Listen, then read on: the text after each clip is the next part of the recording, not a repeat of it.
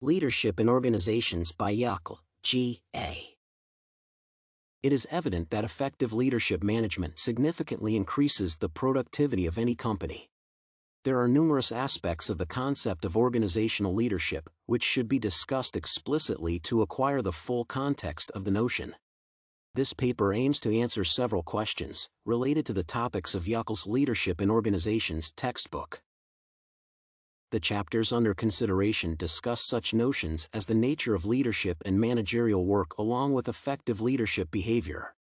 It is argued that effective leadership comprises several broadly defined behavioral patterns, sometimes referred to as metacategories, and this section aims to discuss the role of task and relations-oriented behaviors. Relations-oriented behavior, also labeled as consideration, refers to such aspects as doing personal favors for subordinates, finding time to listen to their problems, and being willing to accept their suggestions. Further, task-oriented behavior, labeled as initiating structure, includes, primarily, maintaining the company's standards, supervising the subordinates, asking them to follow the instructions correctly, and criticizing insufficient efforts. It is evident from numerous studies that the effectiveness of a leader significantly depends on the employment of relations and task-oriented behaviors. Concerning the example from the personal experience, it is possible to notice that I was able to increase my subordinate's productivity by holding weekly progress meetings about his project. The three-factor taxonomy of broadly defined skills was developed by several researchers in the second half of the 20th century, and it is considered to be among the most effective frameworks for analyzing the effectiveness of an organizational leader.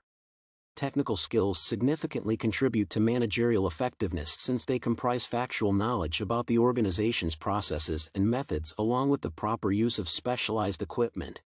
Interpersonal skills are referred to a broad aspect of communication, including the understanding of human behavioral patterns, social sensitivity, empathy, ability to establish productive workplace relationships. Thirdly, concerning conceptual skills, it is possible to observe that the ability to logically analyze various situations along with conceptualizing complex relations, problem-solving, and creating new ideas benefit significantly the effectiveness of a manager. It should also be noted that these skills are dependent on such variables as managerial level, type of organization, and the external environment. For example, the higher manager's position is, the more proficient he should be in conceptual skills, and less in technical. Concerning the personal evaluation, it could be argued that the set of conceptual skills is better employed in my work. According to Yukl, the manager's attitude toward his or her subordinates is determined by the perception of an employee as one possessing competencies and loyalty, or the opposite of these characteristics. Therefore, it is proposed to employ the attribution theory, which was developed and elaborated on by numerous researchers in the second half of the 20th century. This theoretical framework states that a manager uses distinct cognitive processes to establish the standards of effective performance and to express an appropriate reaction for the employee's accordance to the expectations. In practice, one of the most widely used applications of attribution theory is the two-stage attribution model, which is used to establish the causes for poor performance, which could be internal or external to subordinate, and to select an appropriate response to correct the problem. For example, it is important to encourage low-skilled workers rather than blaming them. Also, Ngamasi, Ramakrishnan, and Raman argue that attribution theory could be efficiently used in the sphere of disaster management to examine the use of social media, even before the occurrence of any disaster. Further, it is essential to discuss the notion of a charismatic leader. It should be noted that charismatic leadership has several theoretical interpretations which will be briefly considered. Also, this term is often referred to as transformational leadership. These terms could be used interchangeably. Primarily, the attributional theory of charismatic leadership should be mentioned. It is based on the assumption that charisma is an attributional phenomenon. It describes the following attributes of a charismatic leader: a novel and appealing vision, emotional appeals to values, self-confidence, self-sacrifices, optimism, and unconventional behavior. Additionally, there are self-concept theory, the theory of charisma as a psychodynamic process, close and distant charisma theory. It is possible to notice that charismatic leaders can cause several problems for a company due to such factors as the inability of their followers to think critically and propose logical suggestions, along with the excessive self-confidence that can drive the leader toward danger. It is argued that charismatic leadership is highly beneficial to organizations that experience a period of downturn, hiatus, or stagnation. Furthermore, it is possible to discuss the question of developing leadership skills, since the continuously changing and evolving business environment of the 21st century demands a higher level of skills and the acquisition of new competencies.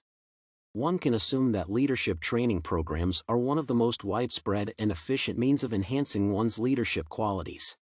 It is argued that there are several important aspects influencing the effectiveness of such programs: set and sequenced learning objectives, along with the opportunity for participating in practice and providing feedback. Additionally, the benefits of mentoring for developing leaders should be observed. Formal mentoring programs are based on the relationships between a highly experienced manager and his protege, who is less advanced.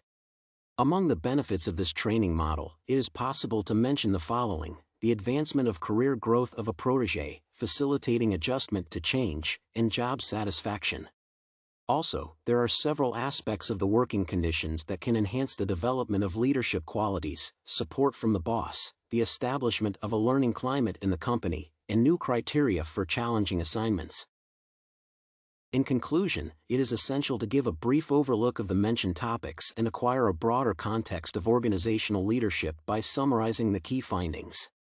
First of all, it should be noted that the position of a leader could be very stressful due to relentless and conflicting demands from numerous subordinates and many constraints, both internal and external, such as standards, rules, requirements, etc. Secondly, it is of immense importance for a leader to determine tasks, relations, and change-oriented behavioral patterns which are the most suitable for the current situation. Thirdly, it is essential to appreciate the role of influence and power as fundamental attributes of any successful leader. Finally, every organizational leader should acquire conceptual, technical, and interpersonal skills. I would like to share the experience of self-development and inspiration, which was retrieved from this class. In my opinion, any student can be influenced similarly by this subject. Also, these lessons were valuable to me because I felt the necessity to acquire knowledge about the development of leadership qualities, since they are an essential part of being successful.